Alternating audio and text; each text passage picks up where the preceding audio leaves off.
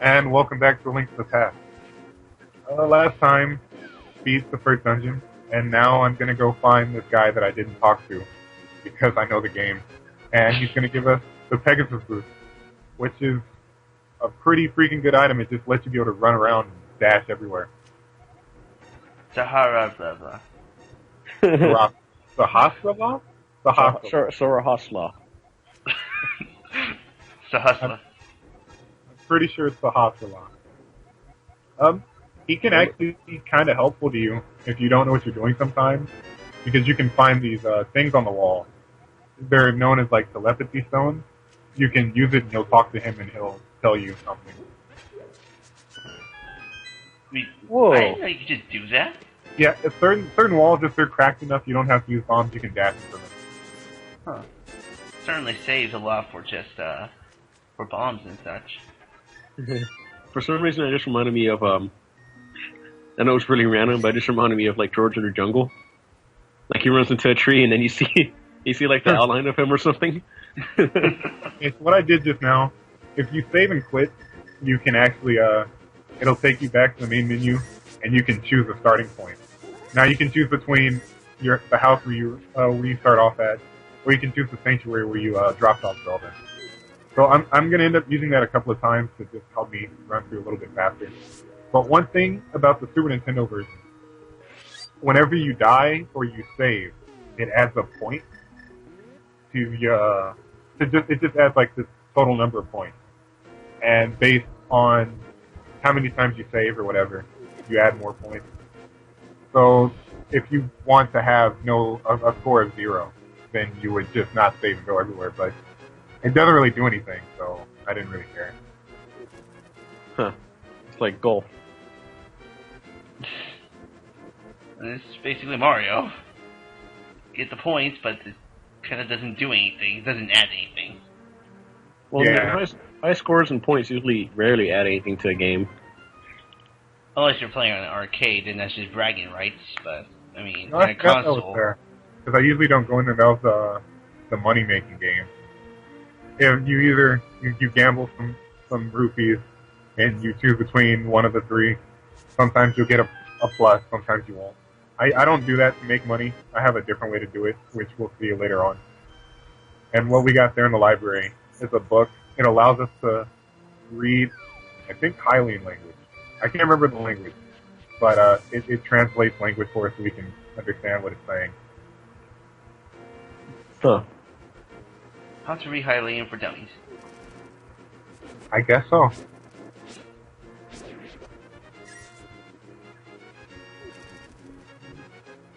And so now you're making your way to the second dungeon, right? Yeah.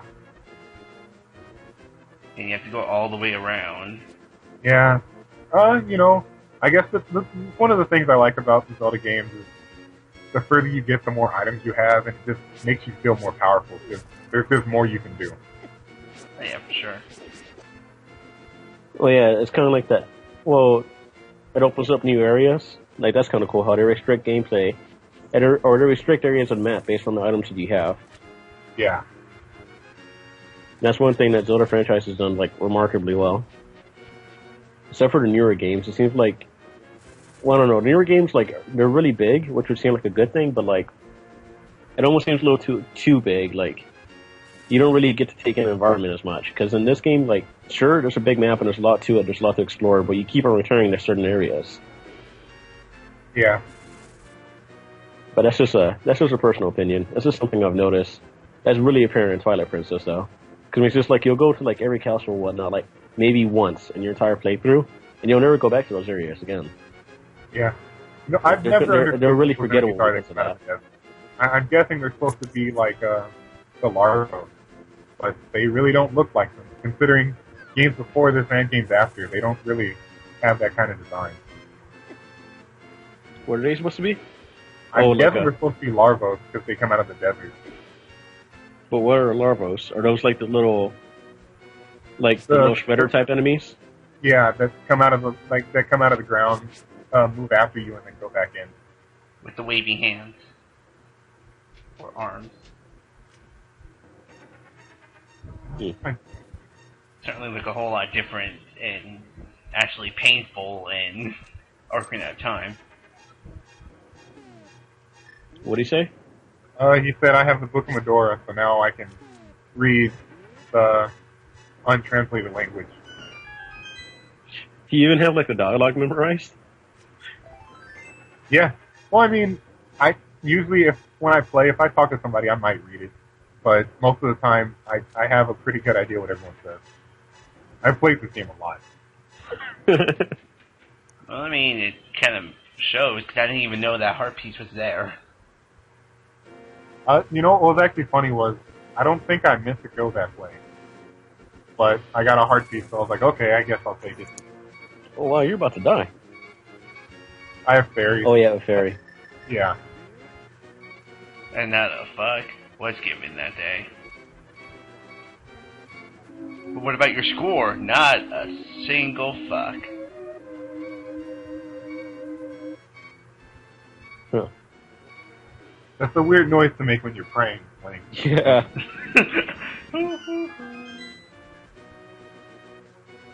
that's the one thing I don't like about this game, and some of the other games. When you get close to death, you hear that beeping noise, which is, you know, to indicate that you're about to die, which is nice, but it's so loud, and it doesn't stop.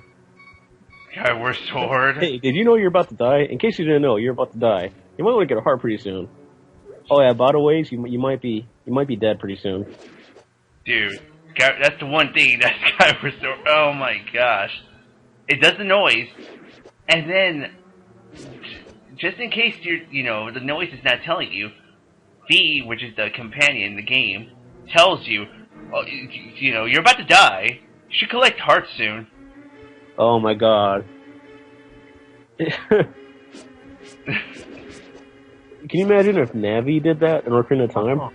Okay, well, never mind. There are larvos in here, so I really don't know what those enemies in the desert were. They're sand people or something. I got nothing. But now we're in Dungeon 2. Yeah, back when I first played this dungeon, I used to get lost all the time. It took me a really long time to figure out exactly where to go. Oh yeah. And if you see on the top of the wall, that's one of the telepathy things I was talking about, where you can talk to Sarahsdakjhgkrabsdklah, and they'll give you hints. Alright. Every time I play, I probably just kind of suck at this game, but those enemies always just get me. The ones in the sand? Yeah. No, well, yeah, back when I first played this, I used to have a lot of problems with this game. Back when I first played it, I thought it was really, really hard. And I just had a really hard time getting through. Especially when you get into the dark world, because enemies just end up doing so much more damage. Sure. Yeah, Of well... course, there's the different tunics that increase your defense and power. Well, I remember being stuck at the last boss for quite a while in this game, actually. More bubbles. No, those aren't bubbles. Those are metallic balls. Get it straight. So now we're playing pinball. Yeah, I mean, obviously, how could you confuse those with bubbles? That would just be nonsense. Oh, sorry. I don't know I wouldn't call them pinballs, because they exploded upon hitting a wall. That'd be a terrible game of pinball.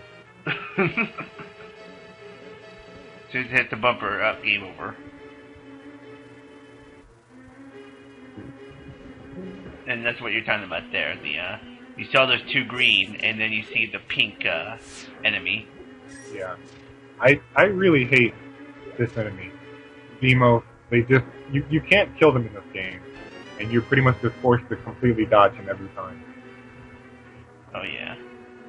Yeah, so now you have the Power Glove, so now you have the power to play games with terrible controls. Now you're playing with power. Wait.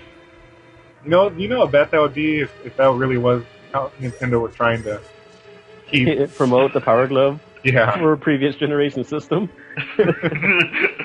Have you bought your Power Glove for your Nintendo? No? Well, we're gonna give you one for this game. Now, you want to impress me. I want to see someone play through the original Zelda, or better yet, Zelda 2 with the Power Glove. Oh, dear. I'm okay. those games are hard enough as is. I wouldn't want to do that. I think it might literally be impossible to beat Zelda 2 with the Power Glove. That game's just merciless. And here's something that's kind of different. You have to go outside in order to continue the dungeon, but down here's a hard piece. Huh. Yeah, the Desert Temple and Ocarina of Time did that too. Or Sand Temple, if I remember correctly. Oh, you're talking about the... Oh, yeah. You're talking about the Spirit Temple.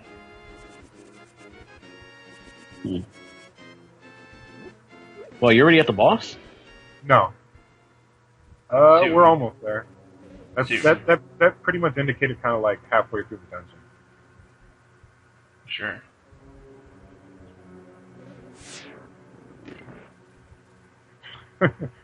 I love the animations Link makes on his face whenever he pushes or pulls something. And now, now one of the more annoying enemies in the game, tiles. Yeah, I was just trying to hurry through the room, so I ended up getting hit. But you can block them with your shield, and you can actually attack them and make them go away. Yeah, but like there's certain rooms later on in the game where they'll lock the doors, and like you have to wait till like you're basically destroyed them all, right? Yeah. Alright. Well, I guess here's a quick question too. When you die and everything, this thing is pointless. But when you die like that, but you have a fairy, does it count towards your score? I don't think it does. I don't remember. I don't think so, though. I would imagine probably not, just because, it's a revival. And that's the boss? Or maybe the mini-boss? No, we're almost there. Yeah, sometimes it looks like where you're at, it's pretty close to a boss. I have no idea what I'm doing here. Strategy guy, but not really. Oh, there's more tiles. Those deadly tiles. Oh, you're trying to see, you're missing a key.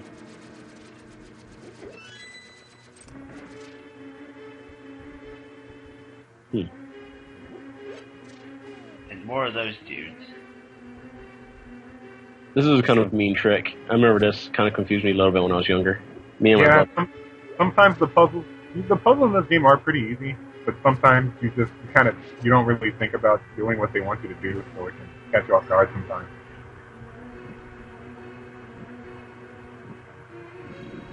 I really wish I came here with the ice rod. That would have made this boss fight a lot faster. It's actually kind of mad because I didn't do it, but whatever. Oh, so you can collect the ice rod already by this point? Yeah. Yeah, it's an optional. It's an optional item.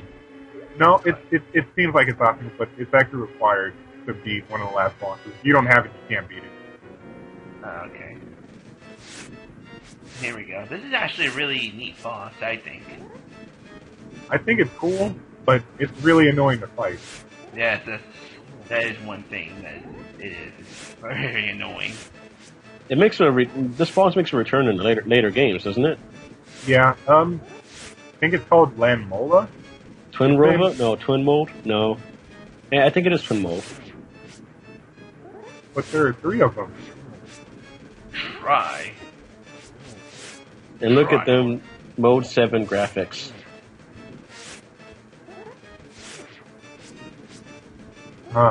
Boston's if you try to do with this sword, it really does end up taking a while.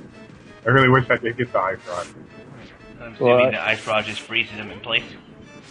No, the ice rod it does a lot more damage. I think the ice rod kills one in 2 hits.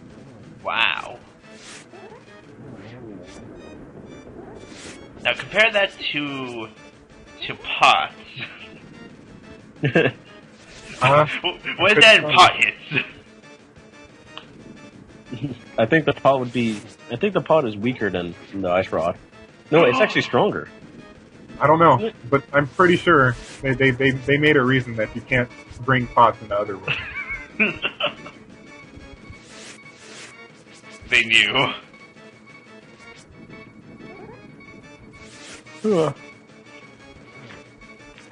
gets a lot more annoying at the final part, though, when you have one more to go. Because it goes faster, and it just gets harder to hit.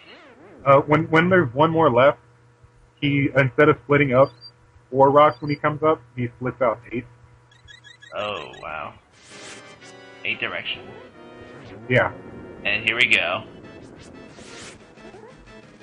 Okay, now.